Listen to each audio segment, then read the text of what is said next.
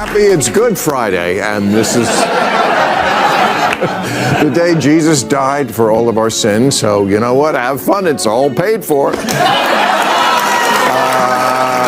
You're playing with the house money. Oh, just same way it is. It's tax day, or was. I think AOC should be the candidate. Do you? No. I mean, okay. No, I'm not saying. I mean, like, it's not my job to pick who the candidate is going to be. Oh, it's mine. Yes. And it's not. It shouldn't be her. Maybe you should talk to the president about that. It shouldn't be her. Things have definitely taken a wild turn for Bill Maher after that Oval Office dinner with Trump, and he's not staying silent. He's been out here openly talking about the good he saw in Trump. And just like clockwork, the Wookiees are losing their minds. They're trying to drag him back into cancel culture, publishing hit pieces and smear articles to attack him. But here's the twist. Bill Maher isn't backing down. He's clapping back with a response that's got everybody talking. A comeback they definitely didn't see coming. This is the kind of pushback the right's been waiting for against the woke mob's ridiculous attacks on free speech. Hit that subscribe button and let's dive into what happened next. Go a day without thinking about what he's done to this country, because he's such a little baby that he's thrown 250 years of democracy out the window by not accepting the results of an. I mean, it's so crazy. He's such a sociopath. He's so insane. He just couldn't admit to losing. And we know he lost. He knows he lost. And look how he's fooled everybody. He's convinced all these people that he didn't lose. He's such a sick man. He's so sick. Anyway, no, it hasn't impacted me at all. This is exactly it. The modern left keeps doubling down on the same insane tactics that cost them in the first place. And now even Bill Maher is putting the spotlight on these radical left lunatics for what they really are. They've been throwing everything they can to cancel him, to silence him, but instead of folding, he's flipping the script and exposing them even harder. What really shook them? Bill pointed out a truth they can't stand. That Trump has a real strength and authenticity that the woke mob could never even fake. Because Bill Maher, first of all, I totally agree. He's totally in the right to do it. And I loved his monologue. Even though I disagree with most everything he believes politically, he was right to do this and he was right to speak out about it. But this isn't about that dinner. It's about the next one, because this is the modern left. It's an attempt always to intimidate people into not ever doing it again. It's to silence yourselves or we'll do it for you. That's the purpose of this op-ed, so that the next comedian or the next person on the American left chooses not to speak to Donald Trump. This is all an effort to get people not to do what you just said, which is to talk to. I voted for Obama. I voted for Clinton. But the idea that I could talk to them as freely as I felt this conversation was going is emblematic to me of why the Democrats lose the elections. Because they just don't feel that this is like a real person.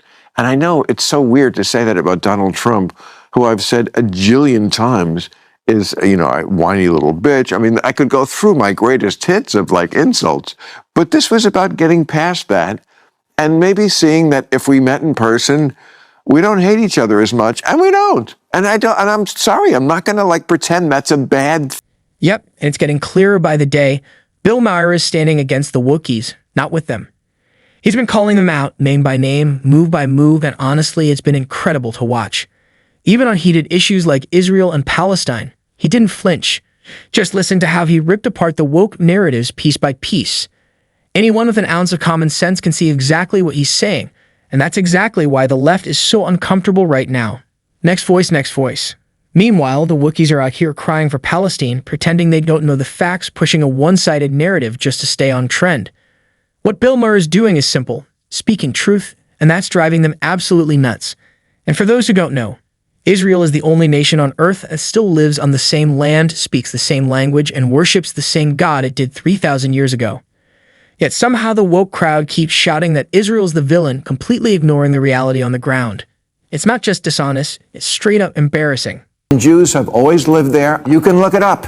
It's in this book called the Bible. It says the Jews built a temple with a really big wall 7 centuries before Muhammad or Islam ever existed, and sure as shit, you can still go there and touch it. Calling Jews colonizers in Israel is like calling Native Americans colonizers here. It's ridiculous. To mark the October 7th anniversary, we must launch a campaign to educate young Americans about the Middle East. And the way I'd like to begin that process is by addressing an open letter to Chappell Roan, a great new recording artist who, like a Hezbollah pager, is really blowing up. Chappell, if you think it was repressive growing up queer in the Midwest, try the Mideast. Chappell, did you know that for 2,000 years, Palestine was like an Uber driver with a 3-star rating? Nobody wanted it. And there was never any Arab country called Palestine. Chappell, you're not wrong that oppression is bad, or that Palestinian and many other Muslim populations are oppressed and deserve to be freed. You just have it completely ass backwards as to who is doing the oppressing. Hamas is a terrorist mafia that took over Gaza. These are the oppressors. And when you make it all about Israel, you take the pressure off of them. You enable them. Gender may not be binary, but right and wrong kind of is. And like I said, Bill Maher isn't playing nice anymore. He's taking a sledgehammer to the woke propaganda with facts, logic, and brutal clarity. That's exactly why the cancel mob is coming after him even harder right now. But here's the kicker. Not everyone's trashing Bill for that Trump dinner. Just wait till you hear what Tyrus had to say about it. It adds a whole new twist to this whole conversation. Thanks for watching. Don't forget to hit that like button, drop your thoughts in the comments, and subscribe. We've got way more coming your way. Just male-female distinctions. What a concept, Oh, of right? course. I mean, Of all the low-lying fruit that the Democrats just like hand the Republicans to win elections, that's the one. you know, it's so funny. I joked around with my team the other day. I said, are they really going to just let us win every national election on this no men and female sports thing? Right. Like, they can't surrender on this one issue. It's so ridiculous. It's a 90-10 issue. Yeah. There's 890 medals and trophies of men winning these competitions. You lost Gavin Newsom on this. Okay? Take that as a hint, right? I mean, I think you were I was the one that asked the question. Right. The best legal minds in Britain spent years having to work out the first thing we knew as a species.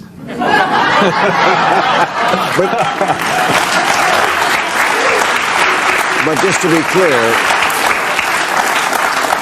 we're not saying there's not such a thing as trans, right? We're not saying there's not such a thing as someone who is, quote unquote, born in the wrong body. I don't think people get born in the wrong body now. Oh, I do. I do. Yeah. I mean, I think there's a default setting for, like, we should acknowledge that. It's not just every time there's a baby, ooh, who knows what the fuck it is. That's crazy. But there are... Beyond me, yeah. But there are variations. There are variations. Homosexuality. That's right. It's a continuum. And then, you know, but it's how we handle that. That's you know? right. I mean, I think we would agree that, you know, children, and this is where America is now an outlier country. We're the only country that went full, and I guess Trump is reversing it, but certainly under Biden, who went fully toward that. Like, we don't care what age, kids can self-diagnose themselves. I mean, that to me was going way too far on this. Again, nobody just comes back to the sensible center. Yep. I mean, to me, the sensible center is that, like, you respect people, you trust parents, you let parents figure out what to do with their kids, and you don't need a bunch of politicians in Washington making decisions. That is not the Democratic position, at least here in California. Well, that's my position. I'm good. I think that's where the Democratic Party should. That is not the position that we've had here in California, which is like, don't tell the parents what the kids are doing at school. That's a whole, and that you really alienate voters. Yeah. Parents are voters. When you're not a parent yet, you know, it's like, oh, voting, whatever, you know. Sex is not a spectrum. I mean, it's male and female. There are some people with very unusual conditions who deserve absolute sympathy and support. But that does not mean that we're a hermaphroditic species. We're just not. No, but that's not it. No, not the whole species. But this goes back, I mean, I don't want to use the term chicks with dicks, but I could. You did. I mean, this goes back to like ancient Rome, and like there was always people who were like not quite one. It's not hard to get to toleration and acceptance without rewriting biology. Right. That's All right. I'm sorry. Good. I'm sorry. This is like someone who talked about black people his whole life and then had dinner with one and said, actually, after I had dinner with them, they're not that bad, guys. No, you don't get to do that, you coward. You went on a show and you tried to play both sides of the street. That's right. Why? So maybe he could do your show because the 300,000 people that watch it, if we had those numbers here, I wouldn't be here. These dudes make me laugh. Cowards die 1,000 deaths. You said things about President Trump nonstop. You had no reference point. That's all you proved to me. You sit down with the man, you break bread with the man, then you come and say, well, on this night, he was okay, but don't be mad at me. Splitting hairs. Man up. I don't know what this whole thing, everyone keeps acting like they need Bill Maher. The little guy who doesn't lift weights, 99% of the internet, what, MySpace? Come on. This dude represents nobody. A PR stunt for who? I'm sorry, I missed the Oval Office Rose Garden exactly meeting right. where President Trump was talking about Bill Maher was there. Yeah. I missed that one. Yeah. He's talking about it.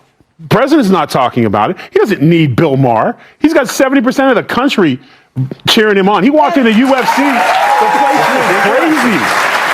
Then why did he accept dinner with him if he didn't? Because he's like everybody else. No, why did Trump? Because that's who Trump is. He will break bread with anyone. He will sit with Kim Jong-un and break bread. So little punk-ass Bill Maher coming to the house and sitting in the seat. And what did Trump did? He was gracious. He treated him. Everything. He had to leave and come back and go, he wasn't any of the things I said. Because you were part of the machine. You were part of the thing. He wasn't as bad as Joe and Micah was, where he's sharp as a tack, but he led the charge. He continued to say things that weren't true. He supported things without ever bothering to say, hey, you know what? I want to sit down. When I have a problem with someone, if I had a problem with Johnny and me and him had a problem, I'd be like, we need to sit down and talk before I would go out on social media and talk about him. But he needs President Trump. And I'd say, let him have needs a the weapon audience. first. Yes, yeah. Well, you know. But at this point, to coin one of the greatest, funniest phrases in all of comedy, I would ask Bill Maher to step in my office. And he would say, why? Because he's fired.